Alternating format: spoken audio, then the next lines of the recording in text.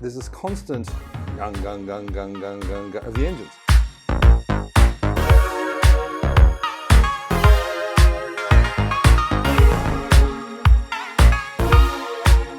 Geoff, I want to thank you for taking the time to be here. My pleasure. Even though we were in different places of the club at the same time. Yes, I'm sorry about that. Sitting down there, well, I screwed up, you know, sorry. Is that what, but you were being very kind about it. I said, well, Lance, you were taking that. I knew what you were doing. You were thinking, well, he didn't make it. Yeah, he yeah. said he was going to be here. That's Yeah, what yeah. you're doing. You're thinking, he didn't make it. But hey, I can do stuff I need to do anyway. Yeah, yeah, yeah. And I'm saying, And well, I should have opened the door and walked in, but there's nothing happening, so, you know, anyway. And I'm looking through my email, and I saw it, and I said, well, I'm looking through my messages through all the different areas you can be contacted, and I thought, Geoff, he said, I'm down here working. I said, he's been here. He thinks I'm not here. I said, let me go get him. I'm glad you and did. show him I'm here. I'm glad you did. Yeah. So again, my apologies for that. Yeah. So, yeah. So let's start off. I always start off with, where were you born? So I was born in Australia, Okay. a country town called Seymour, which is in Victoria. And then I guess when I was like 1 or 2, I moved to another country town, which is sort of northeast of Melbourne, a place called Hillsville. It was, when I grew up, it was farmland, cows as far as you can see. How old were you when you moved there? Do you remember? No, I don't remember. I was only, So like, was your I was baby? only like 3, I think. 3 or so? Yeah. Do you have siblings? Yes, I have a brother and 2 younger sisters. So I'm the oldest. You're the oldest of 4, including Okay. me. Yeah, a brother and 2 younger sisters. correct. Yeah. That's almost similar to my family. I have an older brother, and then I have 2 younger sisters. Okay. I'm number 2. Yeah. So how many years between you and the youngest? It's about 8. It's 8 years. Oh, so you guys are really close. Yeah. So it's 2, 2, and then 4 between the 2 younger Yeah. sisters. So you guys are really close, right? Yeah, I guess so. Yeah, we as kids we used to fight like whatever. Yeah, we used to fight quite a lot, you know. Okay. And you know, the youngest. I always thought that the youngest got away with blue murder. Well, of course they do. Yeah, yeah, yeah. We, you know, myself and my younger brother, you know, we grew, this is like back in the 60s, you know, late 60s, of Okay. course, and so very strict. Right. We had to go to Sunday school and church and all that sort of stuff. And so Australia is a little behind. How far would you say is behind from the U.S. as far as, because your gadgets came a little bit later than what we would have in the U.S. In what way? Okay, like for example, I think you guys didn't get color TV as soon as we did. No, absolutely. I still remember we were watching black and white TV. Right. Yeah. What I'm saying is, like, for example, you didn't get the technology, you got to see some things we had, but you were living, I think the 60s for you would have been more like the 50s for me. Right. So maybe you're like a decade behind. That's what I'm saying as far as what you did, because you didn't modernize as quick either. You didn't have the people to do it with. You know, exactly. And I think, you know, there was a lot of protectionism back then too, you know. Oh, you had a policy that, kept very protected. Yeah, exactly, absolutely. And also in terms of, the White Australian policy, which wasn't really a policy. That, you know, It worked. It kept it the way you wanted it. But even in terms of, content, you know, the type of stuff that you'd see on TV. And that's what I'm saying. There was a lot of stuff that had to be Australian. There was guidelines around how much you could put on TV. It had to be Australian content. And so, you know, all those shows. It limited what you got, right? Yeah, and a lot of the other content, of course, came from the UK. You know, that was kind of acceptable. But yeah, even American content, that didn't really sort of start to synergize with Australian content until like the late 90s, really. You know, so so I grew up on all the British comedies and the Australian programs and stuff like that. But you're right, I do remember watching black and white TV. That's what I'm saying. When and I was so happy when we got a color TV, because we got the extra black and white TV that went into our bedroom. It was like, how cool is this? You know, we've got our own TV, albeit black and white. But yeah, I do remember that. You know, I remember the lunar landing, also watching on the black and white TV and stuff like that. That's right. So what was it? So growing up, would you say? So you said you grew up in like a farming area? It wasn't really. It was a country town. Okay. A lot of my friends were on farms, and so I would spend a lot of time out in the farms. Would help with milking and the cows and stuff. But no, I wasn't actually on a farm. Okay. So it was the hills, was the area. It's a beautiful area. It's in the Dandenongs. It's at the foot of the mountains and stuff. So it's an area where you know, as a kid I grew up, had motorcycles, dirt bike riding. We'd be up into the national forest. You know, Did you hunt? You don't hunt in Australia. Did you have a gun? No. You never learned to shoot a gun? No. Well, actually, that's not entirely true. Because some of my friends were on the farms, and so they had rifles and things like that.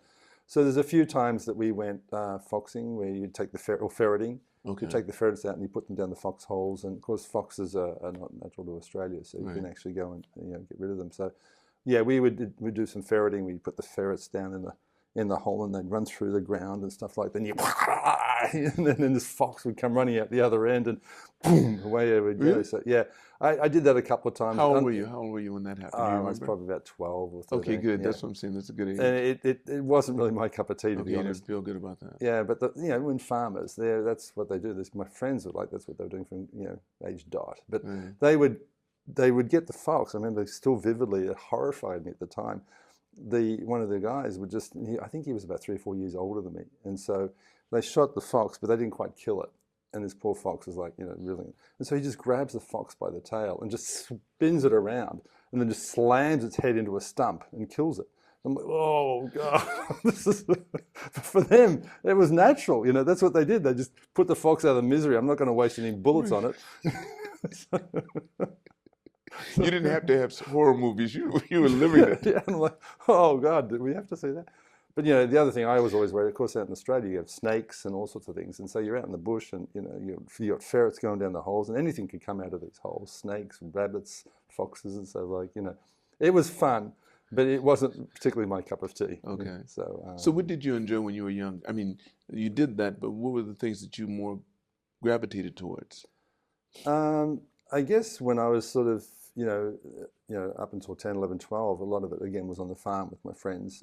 As I said, we were, Mum and Dad forced us to go to church on Sunday, and so we'd have to do our church thing. And then Sunday afternoon was like, we're out of here, and we're out into the farm. And we're, on the farms too, kids grow up, driving trucks and tractors and motorcycles. And so that's what we would do. We'd go up and we'd round up the cattle. We'd be on the old step-through, 90cc bikes, or my friend had an XR75, which I thought was just absolutely amazing, And your parents were okay with this, with you getting on them, or did they? Well, my dad actually rode motorcycles all his life. Yeah, okay. he had Nortons, he had Ariels, he had all those sorts of bikes. And then, of course, when we came along, Mum put a foot down and no more bikes. But I think one of the reasons I'm so passionate about motorcycles is because I can kind of vaguely remember Dad and Mum used to run a milk bar, which is like a shop, milk daily convenience store back then. And they had a sidecar, and so they used to do all their deliveries with the sidecar. And I can vaguely remember sitting in the sidecar, and Mum and Dad confirmed that, I used to get dropped into the sidecar with Mum, and they'd go off and trundle around making deliveries and stuff. So I think that's, again, back to that whole point, your experiences at that very young age tend to shape you. Isn't it true? And so I think that was where, because my other siblings, they're not into motorcycles. They're not into motorcycles. Isn't that interesting? Yeah. And so I think that's part of it. But other than that, growing up in Hillsville, it was a great location. You couldn't beat it. You had the local Hillsville Sanctuary, which is, you have the kangaroos and all sorts of things. So I used to work out there and in the local kiosk, and just we'd sneak in through the back gates and do all sorts of crazy things. And yeah, it was fun. It was a great area to grow up. So you were more physical. I mean, you enjoyed more the physical activities than the academic, or did you? Were you into I actually was quite good at school up until in Australia. Basically, you had high school at the time, which was year 5 and year 6, and then after year 5, I don't know. I became a bit of a rebel. My high school, it's a country town, so I think my senior year we had 20 students in the whole year. That was the whole senior year. But up until that point, I was always getting myself into trouble. I was a rebel. The headmaster wanted to kick me out of school. I grew my hair down to here, and he wanted me to cut it, and I said, screw that, I'm not doing it. So I did all sorts of crazy things, which, it was, in retrospect, it was pretty obnoxious. But at the time... So was your brother more the goody-goody guy, and your parents... My brother was, yeah. He didn't give any hassle because he saw how Dad treated you? Well, my sisters, I remember having a conversation with my younger sister. She said she got to the Hillsville High School, and the DOSA reputation was so bad that basically my parents decided to move her to a different school. So she didn't have to suffer through that. Our reputation was screwed by the time she got there, so she blamed me for that. But I was doing all sorts of crazy things. I remember I had such a dislike for the headmaster. I knew he was out to kick me out because it was on his record, the high school. And there's very few students, so he wanted to keep a perfect record. So he wanted me out, and he'd had a conversation with Mum and Dad. Hey, I think it's time for Geoff to leave. And I screw that. I'm going to go down in the fighting. Even if I fail, I'm going to go down fighting. And it was interesting. So I remember one time I was into Alice Cooper. Total Alice Cooper fan. I went to all these concerts. Went out. I'd slept out in the streets and got tickets. All sorts of things. And I got in. And you knew everybody because it is a town. Oh, and absolutely. everybody knew you. Yeah, that's a small country town. And I broke into the headmaster's office, and I had a cassette deck. Alone? Yeah, well, no one knew I was there. They, you know, they just left the door open. Okay. So anyway, the old microphone and stuff, he would do his public announcements, right? So I got into the in the headmaster's office, and I took in a cassette with Alice Cooper on it, and I put it down on the deck and put it in, and I had "School's out for summer." And I got the microphone and put it onto the deck, and then I played it full blast. And then I just walked out the door and locked the door so he couldn't get back in. And the whole school's like, "Schools for summer." And it was like, and everyone just walking down the corridor. Who the hell's doing that? You know. So, wow, it's like in a movie skit. It was. Yeah, I did some pretty weird stuff, and yeah, I'm not surprised he wanted to. You know, in retrospect, it was pretty obnoxious. You know? Are your parents still with us? My father passed away in 2019, just before COVID, thankfully. And my mum's still around. She's in her 90. She's 93. She doing okay? She is actually. She's a real battle horse. My parents were part of the Lions Club, which is like in the Rotary. Yes. So they do all this charity They have work. them all over the place. They're here. Absolutely. So they were one of the founding members of the Lions Club in my local town, and so they've been recognised and all sorts of stuff. But they were running an opportunity shop, which is like, you know, people bring in stuff and they sell it, and it's all charity. It all goes to local community. I think they've donated something like $70 million over the years. But yeah, she's still battling on doing that. She's still doing that? Yeah, she works at the op shop. She's down there every day. And she's 93? 93, yeah. My goodness. She's buggered her arm up doing all sorts of stuff. You know, you can't tell her anything. You know, "Mum, you know, get your arm fixed." "No, it's fine. I've got another arm. It doesn't matter," you know. Are your brother and sister still close by her? Yeah. They're right around her? They're not, I wouldn't say they're close by, but they're within an hour. Okay. So, yeah. So she's starting to slow down a little bit. But so they're up there making sure. Did they always have their own shop, or what kind of work did your father do? My father did a number of things. You know, back in the 50s and 60s, obviously, he grew up and I think he studied being a fitter and turner.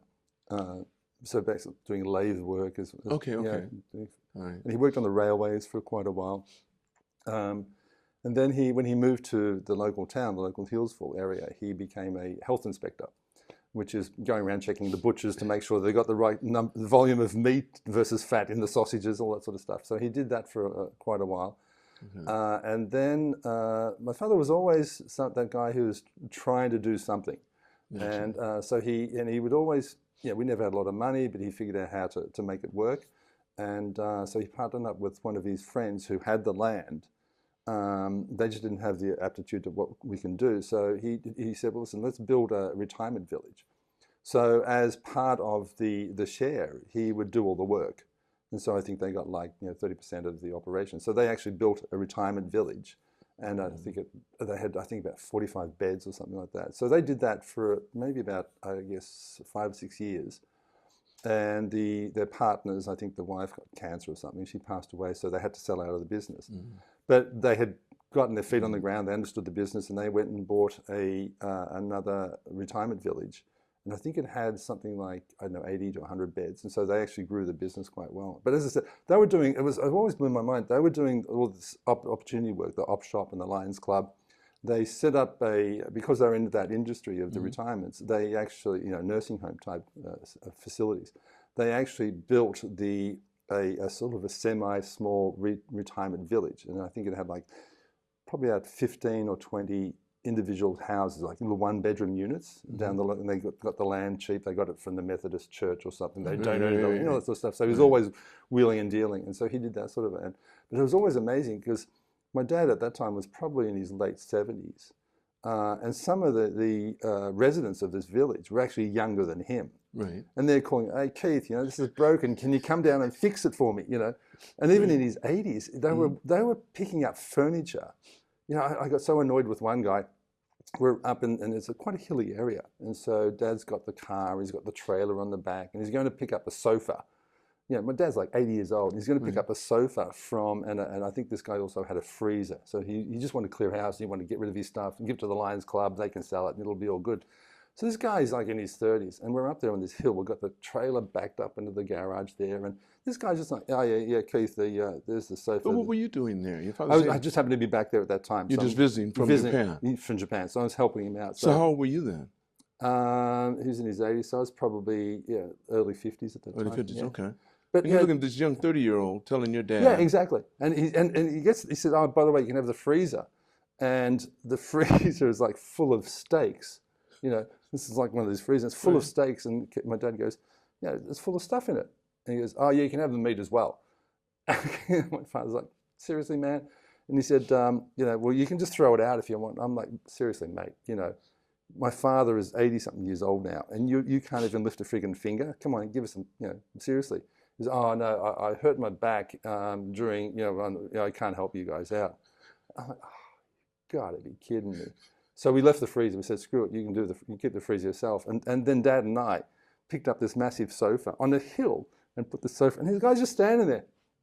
And, you know, so it always amazed me. It didn't faze him at all. And he was just he did what he did. Yeah, you know, they're of that generation. You know, isn't that beautiful? Yeah, they're not going to complain. They're just going to get on with life. They're just going to, you know. So I always admired my parents for that reason. Yeah, and I think I'm sure your parents were the same. That people of that generation. Most definitely. That's World War II. That's the exactly. That's that generation. They were solid. Yeah, and I think they raised really solid kids. Well, I would hope so. I would hope so. I don't think they did a bad job with us. Yeah. No, we got a chance to see what it's like, just the humanity that they had, and the willingness to lend a hand, to be there. Yeah. But that was a time when people could do it. They weren't bombarded with all of this stuff that makes you scared. Yeah. It's like, just imagine if you had to watch ferrets go into holes every day and jump out with stuff. Sometimes it's a tarantula, sometimes it's a black mamba. Whatever, You don't know, you'd be traumatized, kind of. Yeah. Maybe you'd think you'd get used to it, but you'd expect it anywhere. Yes, yeah. That's how the generation we have grew up. Yeah, absolutely. Horror movies, and some of it not being horror, some of it being real. Yeah. You know, now you don't have to watch horror movies to see it. Yeah. It's happening all the time. That's true.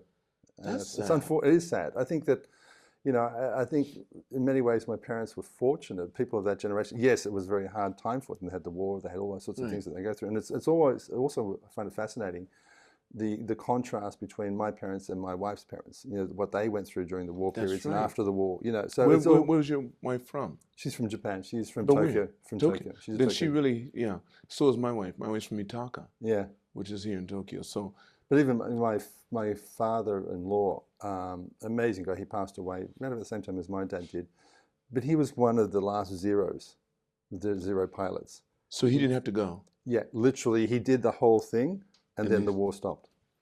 And he documented. At some point in time, I'm going to transcribe all this stuff because he's documented. He's got reams. Is he still with us? No, he passed away in 2019 also. What? The same time your father? Yeah, literally within maybe 4 or 5 months. So it was just a coincidence. Yeah. My parents, they're involved in the Lions Club, so they used to do a lot of youth exchange programs, and so a lot of the students that would come in were from Japan. And so I remember when I was probably 6 or 7, the first Japanese youth exchange student staying with us. And so I was introduced. You said you were around 6 or 7 at that time? Yeah. So you remember that? Yeah. And well, I may be confused because we had so many students stay with us. But I had a real sort of introduction to Japan and all sorts of stuff with these exchange programs, which was great. It was wonderful. But our next door neighbor was an ex-PO war, and he was actually in those prisoner of war camps. And I still remember he hated the Japanese. He just didn't, not a moment of time for them. He just absolutely hated them. And he actually showed me, he had this where he'd been bayoneted. During the war, he'd actually been bayoneted through the arm and through the rib cage. And he survived, obviously. But apparently it got infected and it never healed properly. So he always had like only one layer of skin.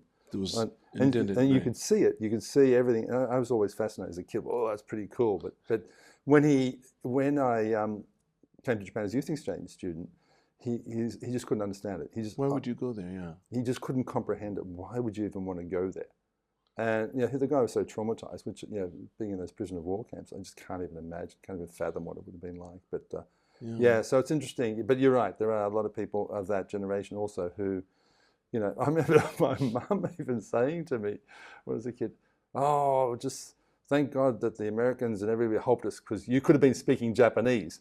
That's right. I'm like, what does that even mean? Does that mean you would have married a Japanese guy? What does that even mean? But it was like such a strange thing to say. It could have been speaking Japanese. I'm Speaking Japanese, yeah. Yeah. So you were really impressed as a little kid because of your parents bringing them over to stay there for a while. The Japanese kids coming over, was it homestay? They were homestay. So and Homestay, yeah, right. and you know, as I said, my parents were actively engaged in the community and part of that in a big way. And so, as that often happens with, you know, this is a country town too. Some of these families, they're not really wealthy and so affluent, and so, you know, they, in good intentions, they'd say, yes, we can host these kids, but sometimes it doesn't work out. Right. And so the kids, they didn't fit in with the family, or the family couldn't support these, you know, these Japanese kids. Generally, it was about a 6-week program that they'd bring these kids in. And so my parents were always like, all right, okay, come stay with us. If it doesn't work, just come stay with us. So we had so many of those sorts of situations too, where, you know, the kids weren't comfortable with the family they were with. Right. And so my parents said, come with us. And so my parents would go out of their way to give these kids an experience. You know, we had opportunities to go to Queensland, and so the kids were taken to Queensland. They got to see the beaches. You know, so my parents would absolutely go out of their way to show these kids you know, what Australia was all about. And you'd go with them, I'm sure, sometimes. Yeah, yeah. It was a family trip. So these kids became part of the family. So did you ever try to communicate with the kids that couldn't speak any English? Did you ever try to do that? You know, I didn't really think about it at the time. These kids were trying to speak English at that time. Of course, you know, Japanese was something that was so foreign to everyone back then in Australia. I think when I first came back from Japan in 77, 78, I remember there was one Japanese restaurant. Wait, so when you first came to Japan, it was in 78? So the first time I came to Japan in 78 as a 16-year-old. Why? I came as a youth exchange. So as I said, my parents were actively engaged in the Lions Club, and so they had all the connections. I still vividly remember it. My father was driving down the road, and he said, hey, do you want to go to Japan? I said, no, thank you. You know, I was that age. You don't give a shit, you know, whatever. You know, yeah, I'll go to China, I don't care. You know, I had just no idea.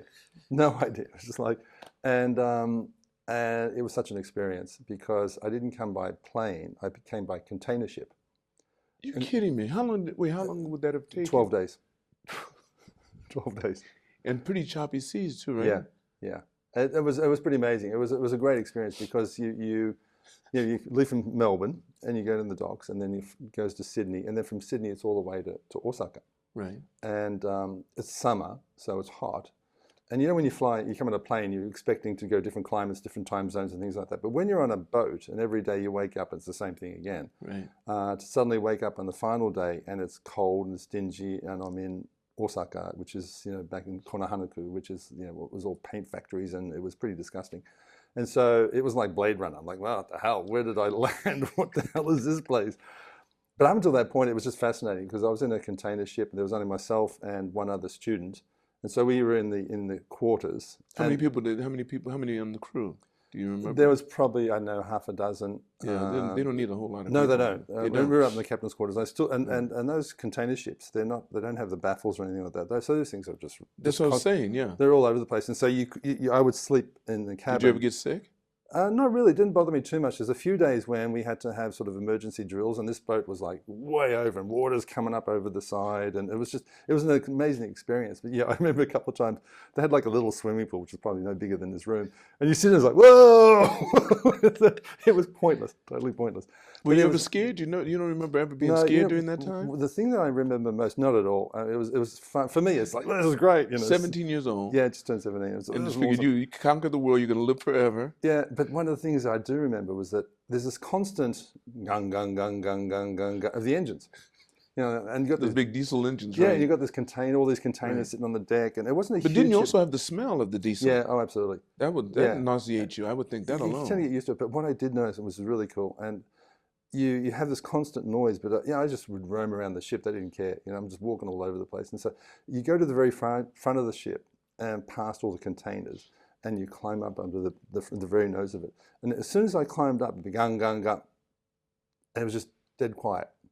It was just phenomenal. You know, it was like there was like the cone of silence. You know, is that right? And so I would go. This is well before Titanic. I'm sitting on the front of this massive ship with the railing. I'm just sitting there with my feet hanging over the edge, just sitting on and I'm just watching islands go by. I'm watching whales. There's flying fish. There's dolphins. And I just sat there for days on end, and it was just like, this is bizarre. And it was just behind me was this massive Well, there were no ship. other kids with you. You were the There was only... one other kid. What was he doing? He was a bit of a drop kick. Okay, he wasn't as adventurous as you. He stayed in his place. He didn't like it, and even when we landed in Japan, he didn't like living here, and he got sick, and so they flew him home. So I was so happy for him to leave. He was a bit of a pain in the ass, to be honest. Did you know him prior to this trip? No, not at all. Okay. Yeah, not at all. We didn't get on well, and I couldn't care about him at all. But yeah, I still vividly remember that. It was such an experience because it was just so quiet, and you can see the ball at the front of the ship just coming out of the water and stuff like that. And what was fascinating was the dolphins and these flying fish. They all swim alongside you. And there's whales, and then there's an island over here, and it was amazing. And so when that became my daily routine, and then when on the final day I wake up and it's black, it's dingy, there's snow, it's cold. What the hell happened? I was expecting to go back to my usual spot in front of the ship and chill, and all of a sudden I was thrown into this Blade Runner world where I got off the ship, and the Lions Club people, who very different Lions Club in Australia. It's like your working class people, whereas in Lions Club in Japan it was more your businesses, your affluent people. Right. So very different sort of structure. So these guys turn up in a Mercedes-Benz, and they're on the left-hand side driving on the left-hand side of the road, and what the hell's this all about? And then we drive out the docks, and there's a plastic policeman standing there. I'm like, what the hell is this? And it was such a strange, eye-opening experience. And you spoke no Japanese? No Japanese whatsoever. And so then I stayed with a lovely family. They were dentists. They had 7 kids, and they were all dentists. And they were in that Konohanaku area, which is, like the... Were the kids your age? The youngest was. Oh, so the rest were older, so many of them had already become dentists. They were all dentists. The whole family were dentists. And it was they gave me free dental work. It was so cool. But they were living in this lovely Japanese house. I imagine so. And this is Konohanaku, so this is like where Universal Studios is. And it's, yes. there was paint factories. It was smelly. It really was like Blade Runner. It was that sort of. And I was in this old Japanese house, and the house next door was their dentistry, and there was no bath. I mean, there was, but we used to use the sento. Okay. So I mean, again, and then the toilet, of course, it was a Japanese style toilet. Which you'd never seen. Never seen in my life. And I remember going into it, what the hell is this? Where do I sit? And it was one of those. It was again a wooden style Japanese. So the toilet door wasn't. I would stand up and I could look over the top of the toilet door because there was space there. Well, had you already gotten your height? Yes, yeah. I was quite tall. You were already tall then? Yeah. So I can imagine you being very lanky too.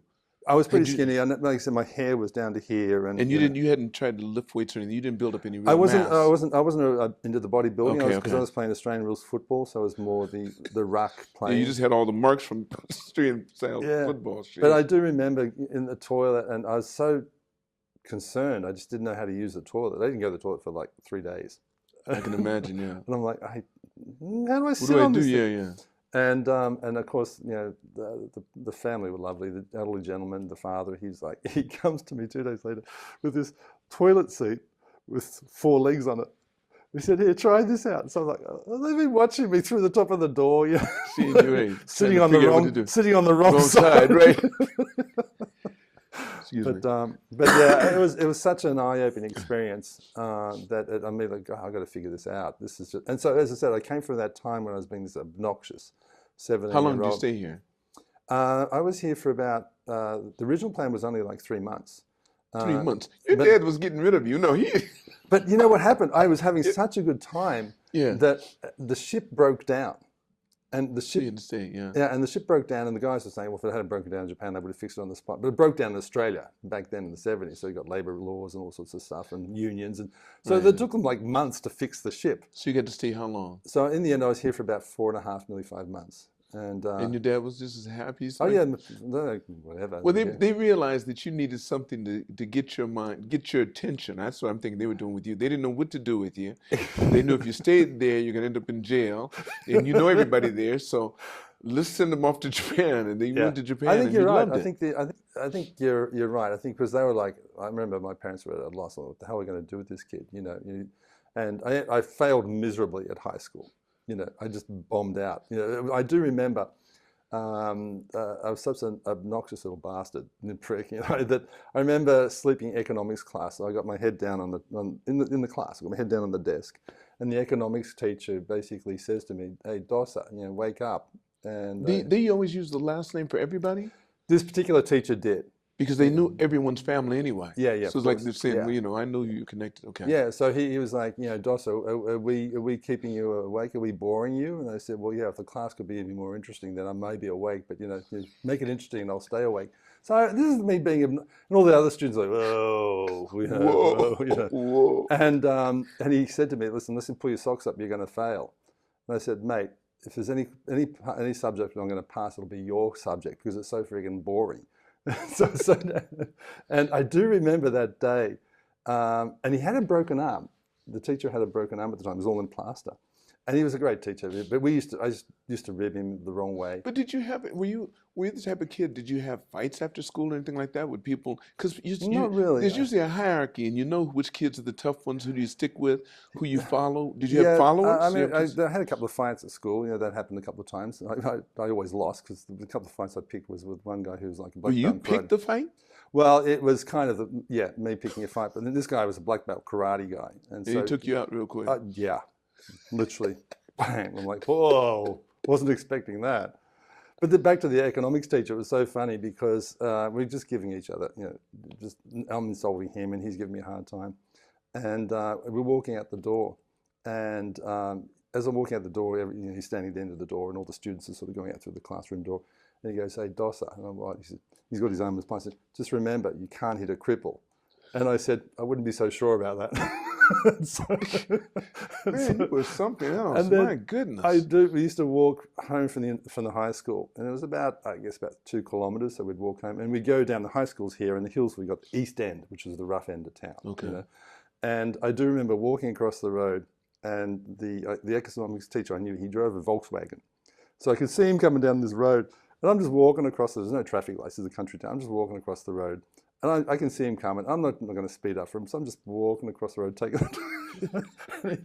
He speeds up, but I wasn't going to get out of his way, and he wasn't. So it was a bit of a chicken. I'm walking across the road, and he's coming down with his Volkswagen, and in the end, he just swerves around me. I'm like, yeah, idiot. It was a strange, and so I think, as I said, I kind of destroyed our reputation at the high school, and so back to Japan, you were here for like 4, almost 5 months. Yeah. What was your experience like while you were here? Oh, it was wonderful. After you figured out the toilet, 3 days in. Yeah. Well, it was just, everything was just so different. What about the food? What were they feeding you? I don't remember the food so much, but what I do remember is, again, this is a very old Japanese style house, and I wanted to do the right thing. I wanted to make the right impression, and I had long hair and all the surfy gear and stuff like that. But I do remember going into the kitchen to offer to help the mother, and the husband was like, no, men don't go into the kitchen. And so it was of that generation. You don't go in the kitchen. So we were guys were just treated like royalty, obviously, back then in those days. Yes.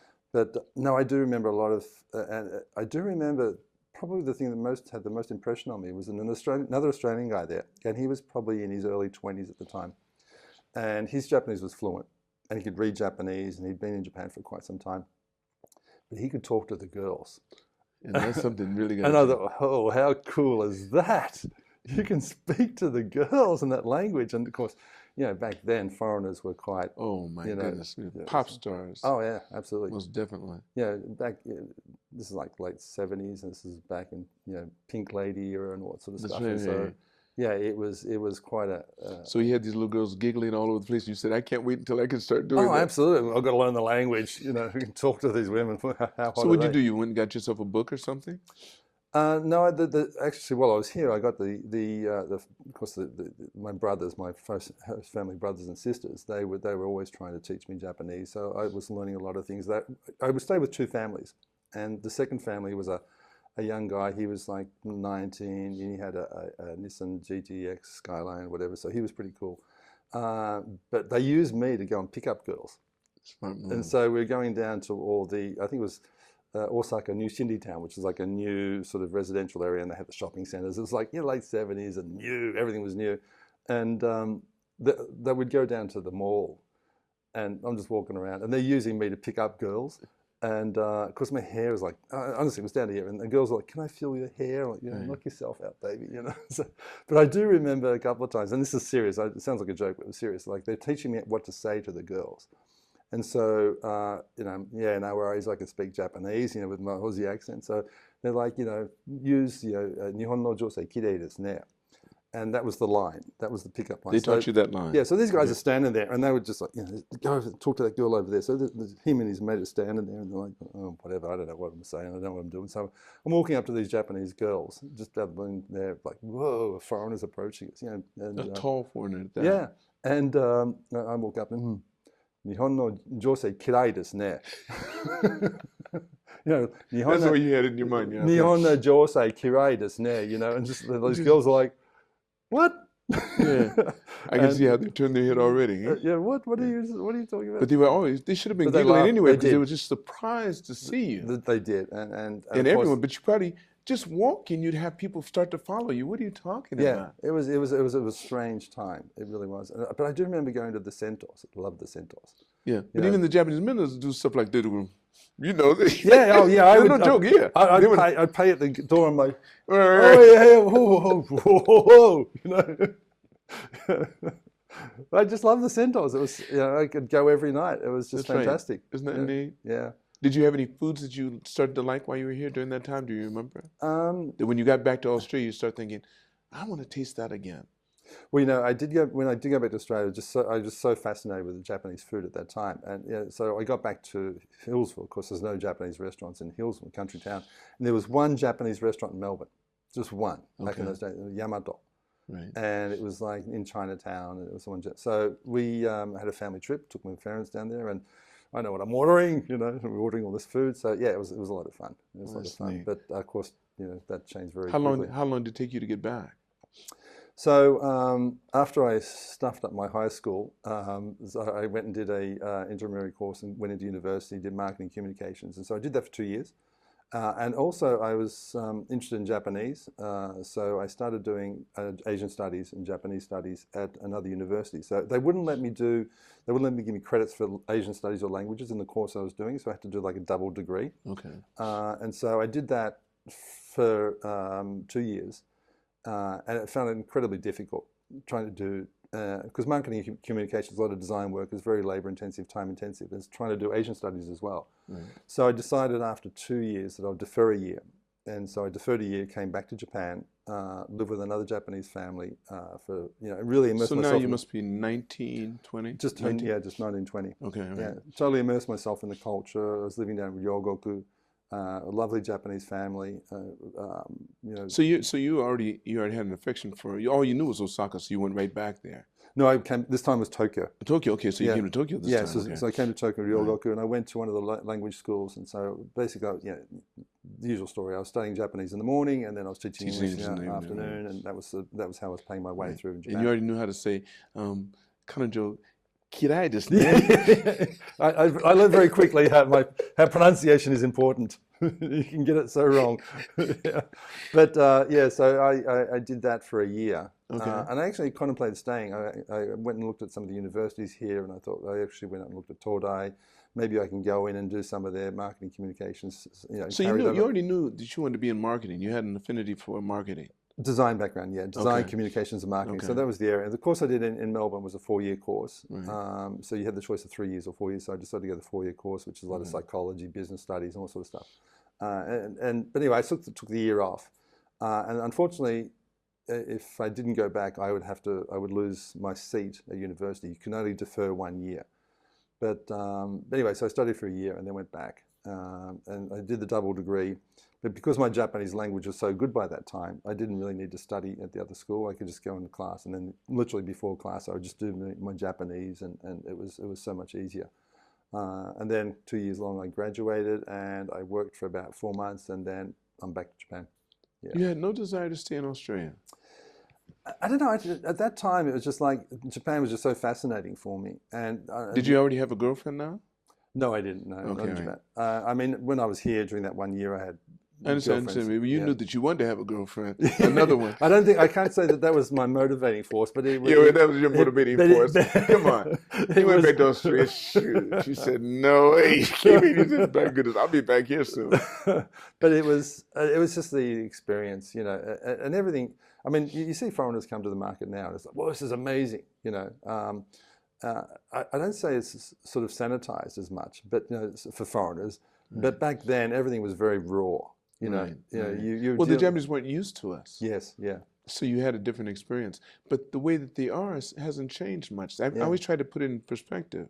I've been here 50 years now. Yeah, yeah. And I remember when I first came here, the people that came prior to me were talking about what it was like during the occupation. Yes, yes, yeah. And the things they said that I didn't get to experience seemed like it was heaven. Yeah. Because the Japanese were just getting themselves up by their bootstraps. Yes, they were just basically getting up. They didn't even have a Saturday and Sunday. They went Getsu Kasu Mo Kin Kin. Yeah. There's no such thing, Saturday even when I was around, there was no Saturday was not a holiday. No, it couldn't be. It couldn't be because we came during the bubble. Yeah, I came just as it was getting started. Yeah. Well, actually, they'd already gotten started, but it was starting to get into super gear. Yes. Yeah. And then you came here when it was just. I mean, it was really full then. Oh, yeah, it was ready to pop. It was ready to pop, man. Juliana's. Oh man, you went to Juliana's here? Yeah. Didn't that chandelier fell down? You know that, and people got hurt. That's why I didn't know about that. I didn't know about that. Yeah. I used to park my RX-7. Okay, if you remember Juliana's, right? Yeah. And they had that little entrance there, and some cars could be over here. So they let me park my RX-7 there because it was customizized. Ooh, my red RX-7. Oh yeah. It was the draw. Oh man, I tell you, I pulled up in that. I thought I was Mr. Hot this and that. Well, I tell you, I come with that. Shoot, and the girls would get up on the stage and dance and have the fans and stuff. Going, I went there a couple of times. I didn't go there that much. I think I went there maybe same. Because I was about to get out of that phase because my time was Mugen. Yeah. The time when I came, the time when it was big for me, Akasaka's the place you went. Roppongi had nothing. Yeah, interesting. Akasaka was the place. Oh. Japan was so fascinating. I think for me, it still is. But I think my time was like Motown's. You know, in Roppongi. In Roppongi, I know, right across from the expressway. Yeah, right. Wasn't that Motown? It was on. If you turn down from it, was on the left-hand side there. It wasn't a very big place, but it was. They basically set it up for traders. You know, this is during the bubble period. So all the traders would come in. They had all stocks indices up on the wall. Oh, you're talking about, it was down the street. Oh, I know. Yeah, on the left hand. You just go down the main drag there. It's just on the left-hand side. But it was upstairs, wasn't it? It was a small little club. It wasn't very big, but it was always super crowded. Right. And so they just played music. You didn't really dance so much. It was just a bar. I went there once. Yeah. I went there once. They were quite smart. They sort of set it up for the traders. And so the traders have got the tons of money. So that attracted the girls. All the girls were there in droves. Yeah. And so that attracted the girls. So because the girls were there, it attracted people who had no chance whatsoever. But you would still rock and roll. It's rock up and there was no way for you not to find girls. They were all over the place. You could only hope. Yeah. It was just very interesting time. So how did you meet your wife? So Michiyo and I met at a trade show, actually. So when I came back to Japan in '85, I was with the Scuba Expo. So fast forward, it's now 40 years now, we have the Osaka Expo. Okay. So Scuba Expo back in '85, it was obviously out in Scuba. And then after the Scuba Expo, I was helping out with the Australian Pavilion, Australian Embassy. And so there was trade shows. You were working with the embassy? So you came as an embassy employee for the Scuba Expo. So I was representing the Australian Pavilion. But wait, you'd left again. So I took a year off and studied, went back and finished my 2 years in Australia, worked at a very small agency for a little while. Then this whole Scuba Expo came up. And it was very interesting because the Scuba Expo, this is where I met Peter. The Scuba Expo was looking for Japanese-speaking Australians to represent the Australian Pavilion. And so they were looking for a good cross-section of Australians, and that was in terms of location, background, experience, and what you could contribute to the pavilion. And so consequently, the 30 of us is 15 girls, 15 guys, and we were from all different parts of Australia. And of course, when you're sort of thrown out to scuba, we're still very close. When you're thrown out to scuba, we became very close. But yeah, all walks of life. So we have Anna, who runs a farm the size of Niigata in northwest Queensland. Oh, you guys were talking about, I understand, right. You can still visit them sometime when you go back. Yeah, I went up there a couple of years ago. It was amazing, absolutely amazing. It's a different lifestyle, very different lifestyle. And so Peter's from the West, he's from Western Australia. And so we're all from different walks of life, different backgrounds, different experiences. So, but Japanese was mandatory. Of course, back then, not many Aussies spoke Japanese. And so they wanted those people who could bring something to the pavilion. And in many respects, the pavilion was excellent. I'm sure that also it was beautiful. I saw it. Yeah. This is going to be nice too. Yeah, it's going to be fantastic. It was opening when, or did it just I think it's opening this week. That's what I thought. So maybe today, but it's opening. Yeah. So one of Julie's down there. She was one of the ex-pavilion, ex-85 girls, and so she's down there running. Are you going to go see her? Yeah, the whole bunch of us coming over in October, I think. So we're all going to go down and get the royal treatment, Wow. So that'll be a lot of fun. How long is the expo? How long does it last? Generally about 6 months, I think. Yeah. So I think it's April through to, I don't know, whatever, 6 months. Yeah. It'll be fun. It's such a great experience. It is. Yeah. I'm glad they do it. I think, back then, 85, that was when. So you met your wife there? Oh, sorry. So I was at a trade show. It was a different trade show. So after the expo, I was helping the embassy out with translating, interpreting for trade shows, and they had a trade show out in Sunshine 60. And so she was working in one booth, I was working in another booth, and a friend of mine he also worked at the expo. And Greg was the type of guy who just go up and talk to any girl and say he's we're gonna go drinking, Jeff, I think she likes you, mate. Did you throw your line to her too? No, not at that first stage. I wasn't. Kirai desu ka? Exactly. No, by that time I was well versed on what to say and what not to say. But it was. So that's where we met. That's good. Oh, that's neat. That's neat. So it's a long time ago now. Yeah. And you have how many kids now? We have a boy and a girl. A girl and a boy. So Amy is 22 and Jay is 20. I mean, they grew up at that's attack. Neat. Are there? Did they get their daddy's house? Did they get their daddy's height? Yes, they did. Yeah, my daughter is Amy. She's about 178, I think. For Japanese, And Jay he's 184, 185. So he's quite tall. Both of them were models, so they did the whole modeling thing. Oh my goodness! So they've had a ball here. Yeah, Amy was doing catwalks. She was actually in the Tokyo Girls collection, where they're out in the big stage, and it's just amazing, I mean, these kids just do it themselves. That's right. And so Jay's they can hear. Yeah. They can hear, and you don't worry. I used to always be amazed how my sons got home from clubbing. Yeah. Because they'd be sprawled out over the living room floor, and I'd say, how did they make it back? I know they didn't. How did they? I'd always be amazed, but just so happy they're here. Yeah, exactly. But they come home and I think, how in the world do you get here? Yeah, exactly. Oh. I mean, it's such a safe place. It is. For kids to do that, and they can still do things. They can. It reminds us when we were growing up, minus all the buildings and everything else. Yeah. People take care of people here. Yeah. And I like that. And there's a degree of security that you see little kids going to school with their little backpacks on. They're only 6 years old and they jump on the train by themselves and with a handful of money too. Yeah. It's not like they don't. They give them Michiyo A, which is equivalent to $100. It's really interesting here. Yeah, it's amazing. But so I mean the kids are doing well. They're down at Melbourne University. As I said, Jay is still doing some modelling. He comes back and he models. He's been on. I think he's the only kid who's been on Popeye 3 magazine times on the cover. I think it's 3 times or something, which is unusual. So that's his claim to fame. But there you go. Yeah. So does he know what he wants to do? He's in business and commerce and finance. And your daughter, does she? She's doing architecture at the moment. Architecture. She has a design background. I'm not sure where she's going to end up. Whether she's going to be doing architecture. She's going to do what Daddy did. She's doing the same thing. Just follow her dreams. Both the kids. I mean, all kids. I think. A lot of the kids who have the benefits of going to international schools here. I mean, it's such a. Where did they go? They went to ASIJ American School. Okay, you had them at ASIJ. Okay. Yeah, so they're out there, and the school's a great school. It's so diverse, and it gives the kids the opportunity to think beyond that. And so they have friends from all over the world. It better be for the kind of money you have to pay. Listen, yes, it's crazy. When parents ask me, which school do you choose? I said, it doesn't really matter. If you go to international school here, you're paying so much, they better be good. Yeah.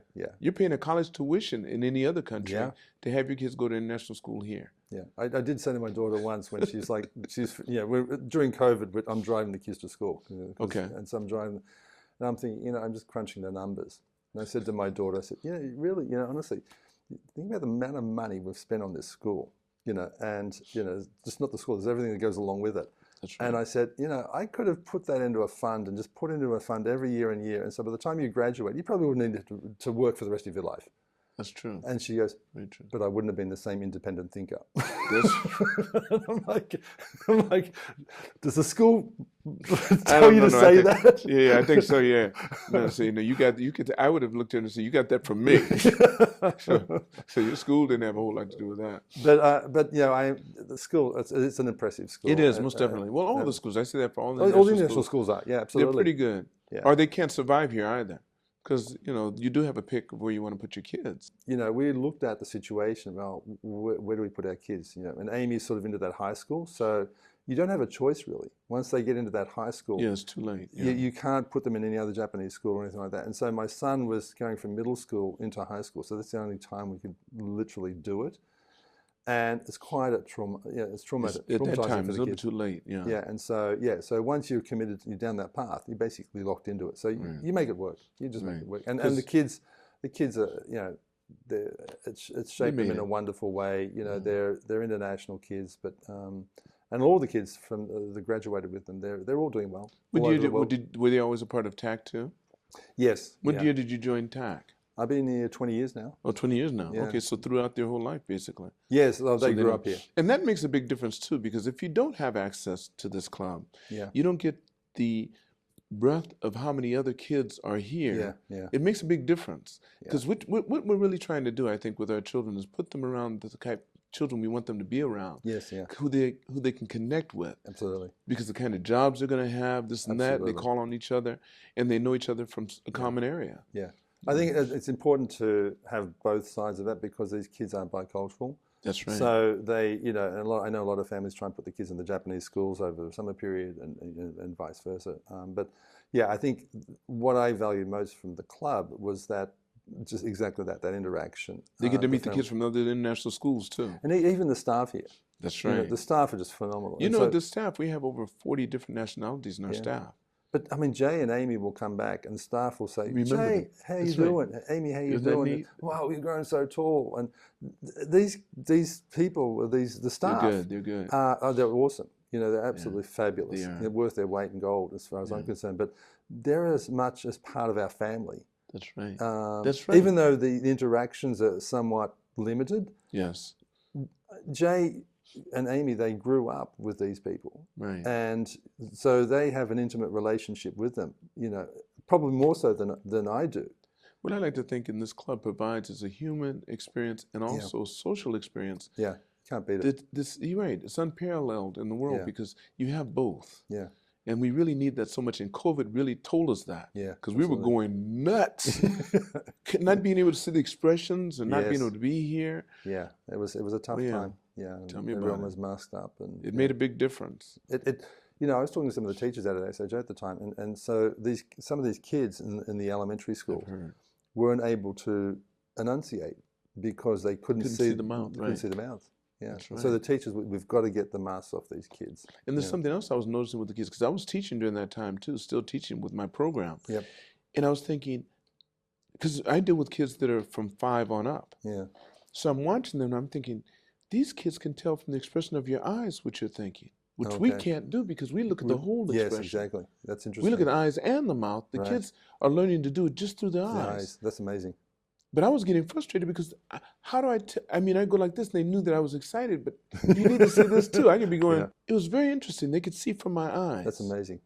What I was thinking, because they'd learned to adapt to that. Yeah. That's all they had to work with. That's amazing. And then, compared to what? That's all they had to work with. Wow. It's sad, but it's amazing as a human being how a human can adapt. That's right. Adaptability, but yeah. Jeff, listen, before I end the podcast, there's always a question. You had a very interesting life. This has been a nice podcast. I've enjoyed it. I'm glad. I mean, because you really took me into your life, and I enjoy that. Whenever I have a podcast where I feel I'm a part of it, I know it's good. Well, so I don't even mind editing this. Yeah, it's a lot of work, isn't it? The editing. It is. I sympathize with you. Yeah. Sometimes. But I think it's interesting also because we're of the same generation to a certain extent. Similar. So we've seen a lot of Japan very similar, right? That people are never going to experience again. And of course, people who are older than us would say the same thing. They can. Just go to the rural areas. See, don't forget, we live in the city. Right. Because Japan does not move along that quick. That's true. If you go out there, the only thing that may change is like the Keijidoshas are really these they're modern cars. They have power windows and everything now. They don't have the same thing before. I'm going to buy a K-Track. Why not? Yeah, I'm telling you. Well, we're actually looking at a property in Akiya. You know, I came from a real estate summit yesterday, and it was all about Akiya. And are you into real estate too? Well, I'm looking at Akiya as something to do. I want to get out and start doing some renovations. Because we're in real estate. Oh, okay. My second son got his license, so we sell and buy real estate. Oh, yes. Yeah. But so I was at a real estate event over the weekend. It's run by a lot of foreigners who are doing, they're into the Akiya. Or everyone's trying to do that right now, right? It's amazing business. But what I do admire, a lot of these people, they are actually helping to rejuvenate a lot of these countryside regional areas. That's so, right. Power to them to do that. I mean, it's a big ask. Because there's a lot of empty places, a lot of countries. Sure, most definitely. But the infrastructure is partially there, but you have to keep it going. You do. I'll give you a story that we had, and it's one of my favorite stories. Is just the whole problem with the Akiya business, or with all these Akiyas around the countryside. And people don't know what that is, but Akiya is basically homes that have been vacated, and they have a lot of homes like that here in Japan, the rural areas basically, where the government's willing to give them to you. But if you want to live there, you have to stay there. You can't just get this home, build it up, and then leave. You must live in that area in most cases. But each prefecture has their own rules to go along with it. It's pretty much throughout all of Japan. Yeah. You can find these homes that people have vacated. And they don't want to. People don't want them. They don't want the inheritance. Yeah, because you have to maintain. They have to maintain it, right. Taxes. They don't want it. But just on that, I was out. So I've been looking around, riding the motorcycle around, looking at finding all these Akiya and then geolocating them. So I've got them everywhere. I know where they all are in certain areas. And so the idea is that you can quite often follow up and find out who the owners are and track it down. But there was this one beautiful old house in a very farm district along the side of the mountain. You had all these farmhouses, beautiful area, a very old area. And there's this lovely old Taisho house, and clearly it hadn't been maintained in 10 years. And so I just went and knocked on the next door neighbor, a big old farmer's house, and there's an elderly gentleman sort of comes out. He's probably in his 80s, and he comes out and he's like, well, have a nice chat with him and speaking Japanese, and he said, I said, so what's the deal with the house next door? And next door being 100 meters down the road, and he goes, oh. Yes. So the wife died, and the husband's going to renovate it. But clearly, that's in the countryside, things move very slowly. So he was remembering a conversation from probably 10 years ago. Yeah, because if you look at on Geo Maps and Google Maps, you can see that this hasn't been maintained a long time. And so I explained to him. He says, "So why are you interested?" And I said, "Well, my wife's Japanese. The kids have moved to Australia. We're looking at maybe doing something in Minakami. We've been out here. Our kids grew up here. This is great for the ski fields. It's just a lovely area, lovely house. Loved it." And he goes, "Oh, okay, that's interesting." And so he said, "Yeah. The problem is all the kids and the grandkids, they're moving away, and no one wants their houses, and we're worried about who's going to look after the houses." And this is an elderly gentleman, right? And he goes, "So why is it?" "Well, we're looking for something around here." And he goes, "I do know 2 people who are going to die soon. Should I ask them?" And it just struck home. That's the practicality again. Those people of that age. They really are. And really are. These people they're more concerned about who's going to look after their house when they're gone. Because that's a family house. They've grown up in it, and they're more concerned about someone. So they are just happy for someone to come in and say, "Listen, mate, I'll look after your house." Some of these houses are absolutely beautiful. They require a lot of work. Yes, but they're beautiful. So just being able to save some of these houses would be phenomenal. But yeah, it was interesting because there's a farming area. So some of these houses, it's hard to find them, and there's not a lot of them. You think there's lots of houses, but in these farming areas, there's not a lot. These real nice homes, beautiful houses, yeah. Beautiful homes. And I said, "Oh, you've got some lovely farming houses around here." And we look up on the mountain, and he goes, "Yeah, you're like, Achimo Abe-san, mo Achimo Abe-san." He's Abe-san also. Achimo Abe-san, Achimo Abe-san. But we're not related. And that's the thing. That's an area that has it's maybe 200 or 300, 400 years old. And that was like the Abe clan there. Right. And so they're not related. Right. They all have the same name. And if you go over the other side of the mountain, with the area that we're looking at, it's like the Furusawa area. Right. And they're not related. And then so it's just a wonderful part of Japan, and of course that's all through Japan. And I think what is really nice, committing to that community. I mean, it takes effort. As you said, you've got to go and live there. That's right. You've got to be part of that community. You've got, yeah, right. You've got to be out clearing the roads right, and doing all that right. sort of stuff. You know, you've got to be part of the community. Do you plan on making this? So if you're prepared to put in that right. effort, it can be immensely rewarding. That's right. Are you planning on staying here indefinitely? So we're looking at that area there, and so one house we're looking at. There's no floor plans, and so I'm out there one day and I'm measuring it all up, and this is October, so it was quite hot, stinking hot, and this elderly gentleman comes up, and he's literally in front of the place I'm looking at. I've got a car parked there, and he's right in the front. And he's out. You know, he's got his little K truck, his white truck, and he's like in his late 80s, right? He's out cutting the road and literally in front of the house. It was a bit strange. I'll go and have a chat with him. So I go and have a chat with him, and he's a lovely guy. And it turns out he's related to the guy who's selling the property to us. And anyway, so we have a lovely chat and talks about the whole area and stuff. Anyway, so he goes away after I've left. Okay, all right, he just wanted to speak to me. And then the next day, I go back and I'm measuring up, and it is bucketing down rain. It's hot, it's humid, there's rain coming down. And another elderly gentleman turns up, and he's in his little K truck, and again, he's equally as old, and he gets out and he's got his little whippersnipper and he's cutting the grass. I'm like, seriously, man, it's bucketing down rain. So all right, I'm going to have a chat with him too. So I get out there and have a chat with him, and I said, you know, do you need any help? He goes, no. I said, why are you doing it? It's raining. Why are you doing that? Oh yeah, I was a bit lazy this morning. I watched the Yakyu, and it's cooler in the rain.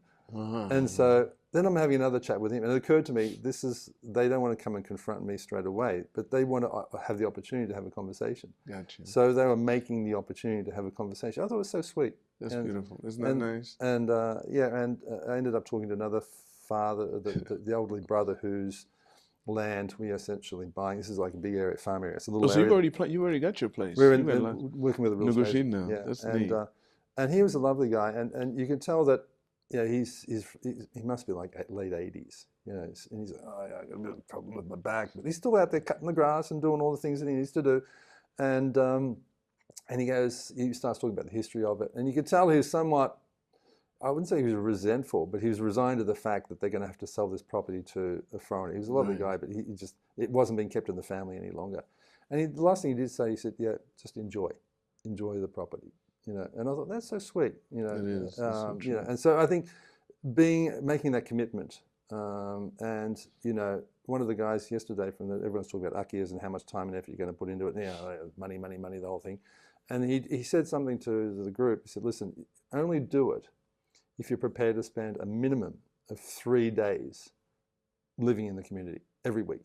So that's the type of commitment. You can't fly in, fly out. You know, a lot of foreigners are buying property, they fly in, they fly out. Don't see them for a couple of months. So no, if you're going to be part of that community, be a part of it. You need to be part of that community, because only then will it make sense for you and will make sense for the community. So you need to think, are you prepared to spend 3 days of every week of your life in this community? If you're not, don't go near it. And I thought that was sound advice. And it made me think, okay, yeah, am I prepared to spend that much time in rural Japan? I'm like, yeah, I can do that. I can do that. And I think that's important. If you're going to contribute to the community, you've got to be there. You've got to be there. You've physically got to be there. That's true. And, you know, when you think about how many foreigners are in the market now, I'm sure you remember too, back in the 80s, everyone's talking about kokusai-ka. Right. Internationalism. And of course, that's never going to happen. Yeah. It's happening now. It is right now. Most 2 generations. Because they can't stop it, yeah. They have no choice. But again, the kokusai-ka is just not about internationalizing Japan. It's about being a part of it. It's being part of Japan. You've got to really be a part of it. Absolutely. And that takes a lot of commitment. And I'm not sure a lot of foreigners understand that level of commitment. They'll find out. Yeah. They'll find out you come to the wrong country if you think you're going to do it your way. Yeah, absolutely. It's going to be done the Japanese way. Here you go. Yeah. Well, look, before I end, Geoff, I like to ask this question. If you could go back in time and meet the younger Geoff and give him advice based upon what you know now, how old would you be at that time, and what advice would you have given yourself? I think probably if I was giving advice to myself, it would probably be in my 40s, after I've had kids, understanding, because I don't have kids. You know, I can just do whatever I want. You know, I don't need kids, and you know, wife is Japanese, of course. But I think having kids has a profound impact on your life, and I think you start to see things differently. Your value judgments are different. But I think at that stage, and I was just working crazy hours, so my advice would be to my younger self at that time, not just enjoy the time you have, but make sure you make time to enjoy the time that you have. And I think that's important also. That's so true. Yeah. Thank you so much, Geoff. It was a pleasure. It was a pleasure talking. Thank you. Yeah, awesome. I want to thank all of you for looking at or listening to this podcast. And never forget, it's all on loan, so continue to reach for the stars. Because you're too blessed to be stressed.